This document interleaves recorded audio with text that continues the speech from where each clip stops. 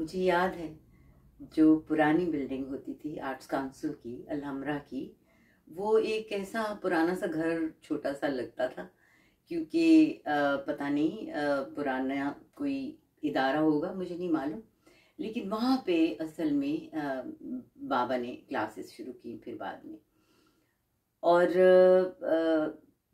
मैं वहाँ सीखने जाती थी। और नीचे एक कमरा था जहाँ बहुत बड़े फनकार थे, उस्ताद फिरोज निज़ामी साहब, जहाँ मैं शुरू में उनसे सीखने गई थी।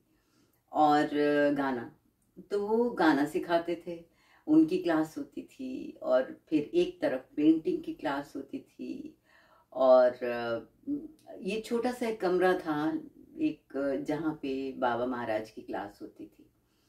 अब मैं आपको बता नहीं सकती कि यहाँ पे कितने लोग उनके इर्द गिर्द। एक तो ये है कि उनका एक पुराना ताल्लुक था। एक बहुत बड़े कव्वाल थे, कुर्बान हुसैन खान साहब, हम उन्हें चचा कुर्बान कहते थे। वो भी कथक सीखे हुए थे। और वो कई दफ़ा अक्सर आ जाते थे। बाबा महाराज का उनके साथ बड़ा काफ़ी ताल्लुक था पुराना। बल्कि कई कथक की चीज़ें उन्होंने कुर्बान खान साहब से याद भी की, उन्होंने बताया हमें। क्योंकि जब कुर्बान साहब खड़े होते थे कथक में, और छोटा सा कद और सुरमा लगाया हुआ, और एक तो बेसिकली तो अब वो कव्वाल थे, लेकिन यह है कि वो कथक सीखे हुए थे। और उनकी अदाएं और उनकी सारी अदायगी और फनकाराना सलाहियतें, ये आगा हशर के थिएटर से ही बाबा को जानते थे, उस वक्त से ही जानते थे।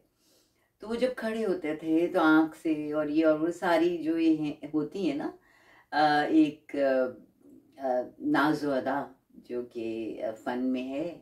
और क्योंकि आपके सारे जो रस हैं, जो आपकी सारी हिस्से हैं, वो जाहिर है इससे जागती हैं। तो वो थे, और वो कई दफ़ा मुझे सही भी कराते थे। और मुझे तो ये था कि बस मैं करती रहूं, करती रहूं, करती रहूं। और फिर वही मैंने आपको बताया कि छोटे गुलाम अली खान साहब, सलामत अली खान साहब, शरीफ खान पूंछ वाले, हालांकि वो अभी इतनी बड़ी बिल्डिंग नहीं बनी थी। अभी तो वो ट्रेडिशनल एक छोटी सी बिल्डिंग थी। और उसमें एक खूबसूरत बात ये थी कि उसमें एक थिएटर भी था। और उस थिएटर में असल में 100 लोग बैठ सकते थे। और मैं आपको बता नहीं सकती कि कितनी वो खूबसूरत। और वो उस वक्त की कई बिल्डिंग्स मैंने कराची में भी देखी बचपन में। मैं जब आपको पीछे लेके जाऊंगी बचपन में, तो आपको फिर मैं बताऊंगी कि छोटे छोटे ऑडिटोरियम्स होते थे, छोटे छोटे हॉल होते थे, ये भी 100 लोग बैठ सकते थे। और यहाँ पे बहुत प्लेज हुए हैं, बहुत थिएटर हुआ है, बहुत ड्रामे हुए हैं। और उस वक्त के फनकार कवि साहब, और मसूद साहब, और अतिया शर्फ, और रेहाना सिद्दीकी, और तो बहुत अच्छे अच्छे थिएटर। और कई कई लम्हे चलते रहे, वो कई कई महीने चलते रहे। और लोग आते थे और देखते थे। वो बहुत एक रवायती सेटअप था थिएटर का।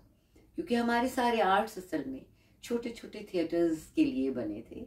लेकिन ये तो बाद में हुआ ना कि बड़ी बड़ी जगह बन गई, जहाँ पे कि आपकी पहुंच भी उस तरह की नहीं होती। जैसे कि इवन कथक सोलो डांस के लिए मैं समझती हूँ कि आपकी जो एक बड़ी थिएटर में एक परफॉर्मेंस होती है और सोलो डांस होता है, तो बहुत कुछ खो देते हैं आप।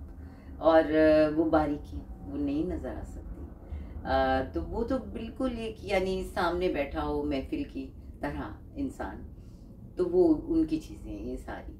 लेकिन ये आर्ट्स काउंसिल का माहौल मैं आपको बता नहीं सकती कि आज इतना याद आता है, बहुत याद आता है। क्योंकि जैसे जैसे बिल्डिंग्स बड़ी होती हैं, जैसे जैसे जगह बड़ी होती हैं, एक इंसानी ताल्लुक भी और तरह का हो जाता है।